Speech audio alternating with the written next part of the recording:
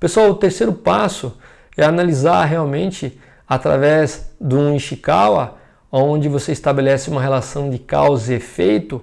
O efeito é sempre a anomalia, então você precisa realmente descrever, trazendo do slide, de 2 slides anteriores onde você descreveu, uma vez que você descreva realmente o problema, quais são as possíveis causas. Então, aqui, ó, a relação das causas prováveis. As mais prováveis vêm depois.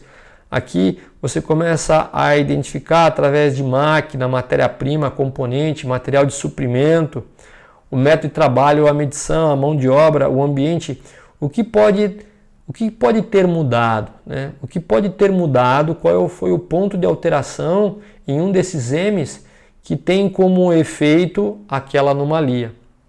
Então é a busca inicial de uma relação aí de causas mais prováveis com o defeito. Então você pode ir fazendo através do método 5 porquês para ir afunilando e tentar em cima aí dessas causas descobrir quais são as causas mais prováveis. Então está aí o terceiro passo, a avaliação do Ishikawa, fazendo com muito carinho, com muita tranquilidade e com muita calma para que ele saia realmente com qualidade. Esse é o terceiro passo, pessoal. Então, ainda no terceiro passo, em função da anomalia que aconteceu, a pergunta é o seguinte, né? Por que ocorreu aquela anomalia? Então, aqui a gente dando um pouco mais de clareza em relação ao Ishikawa do slide anterior. Por que ocorreu aquela determinada anomalia? Será que houve mudança na matéria-prima? Será que houve troca de pessoal? E as pessoas que foram operar aquele equipamento não estão bem treinadas? Será que alguém faltou e a gente colocou uma pessoa para tampar um buraco e ocorreu algum problema? Alguém não está bem treinado e acabou operando aquele equipamento? Houve manutenção de equipamento quando eu analiso o ramo de máquina? Houve recentemente alguma manutenção no instrumento de medição? Desculpa, analisando o ramo medição. Houve alguma manutenção no instrumento de medição? Houve manutenção da máquina, agora no ramo da máquina? Houve alguma alteração climática quando eu avalio o meio ambiente e essa alteração climática, por exemplo, umidade ou poeira, pode estar influenciando no meu processo? Então, aqui eu começo a analisar, a fazer perguntas, tentando rastrear, tentando buscar juntamente com a equipe o que pode ser que tenha mudado e tenha tido aquele impacto de variabilidade final no produto. Então, isso é análise de causa imediata e seria aí o terceiro passo, que é a análise do Ishikawa através aí de uma relação aí de causa e efeito, fazendo 5 porquês, tentando entender aí quais são as causas mais prováveis, que é o passo número 4, né? Antes do passo número 4, eu vou dar um exemplo de 5 porquês. Os 5 porquês, ele parte de causas prováveis e vai buscando a causa mais provável. E os 5 porquês, pessoal, ele é muito importante. Ele é uma técnica simples, porém não significa que é fácil. Eu vou te dar um exemplo aqui em relação aí a um problema ilustrativo da deterioração do monumento de Washington. Então vamos lá. Foi percebido que o monumento de Washington estava se deteriorando mais rápido que qualquer outro monumento nos Estados Unidos. Então aí observou-se que esse monumento estava tendo aí um desgaste excessivo mais do que os outros. Então os técnicos perguntaram, mas por que será que isso está acontecendo? Então qual que foi a resposta?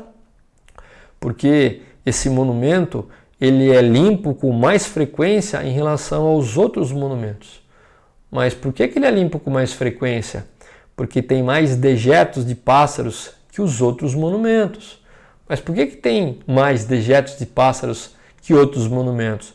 Porque tem mais insetos, comidas preferidas dos pássaros, em torno desse monumento.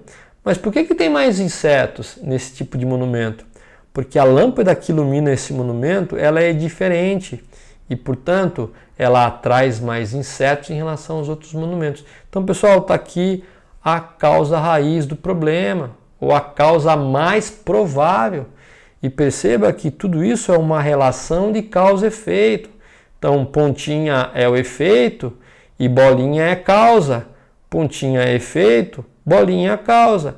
Então, através de uma relação de causa e efeito, onde uma resposta está diretamente ligada à anterior, é descoberto a causa mais provável. Então, essa conexão de causa e efeito, pessoal, desde cima até embaixo, ela precisa fazer sentido para que você aplique corretamente essa ferramenta. O que acontece muitas vezes é que uma segunda resposta, ela não é só uma que tem uma relação de causa e efeito com a primeira. Às vezes, a resposta da primeira tem duas, três. Então, esse leque pode ser aberto como se fosse uma árvore de correlação. Então, é muito importante que você treine cada vez mais até que você fique realmente um craque em 5 porquês, que, volto a dizer, é a ferramenta mais utilizada para a Toyota para análise e solução de problemas. E a gente valoriza muito pouco essa ferramenta. Então está aqui um exemplo. Eu vou te dar um outro exemplo um pouco mais específico, e esse é um exemplo real. Qual foi um problema que aconteceu? Foi uma peça que foi danificada no equipamento de prensa. Então, qual foi a primeira pergunta? Por que essa peça danificou lá na prensa? Porque a placa danificou a correia durante o ciclo de vulcanização. Então, aquela correia durante o ciclo de vulcanização, a placa acabou danificando. Mas, peraí, mas por que a placa danificou? Porque no final do ciclo de vulcanização, a placa veio a se desalinhar. Mas por que ela veio a se desalinhar? Porque o processo de destaque, de correia da placa sofre uma força e sai do alinhamento. Mas por que saiu do alinhamento? Porque hoje as fixações das placas ao platô não são robustas o suficiente para suportar a força exercida. Então está aqui a observação. A placa veio a desalinhar da terceira carga no terceiro ciclo de vulcanização. O operador não consegue verificar o desalinhamento devido à placa estar carregada com as correias. Então, está aqui em amarelinho a causa raiz do problema.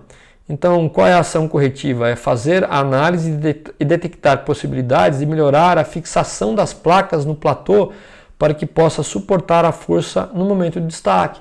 Então, essa é a análise de 5 porquês, onde uma resposta ela deve estar diretamente linkada à sua pergunta. Então, essa conexão ela tem que existir, porque se isso não está conectado, se essa relação de causa e efeito ela não é perfeita, você vai chegar numa causa que não é muito provável. Então, está aqui 2 exemplos para você do primeiro passo de um RAA.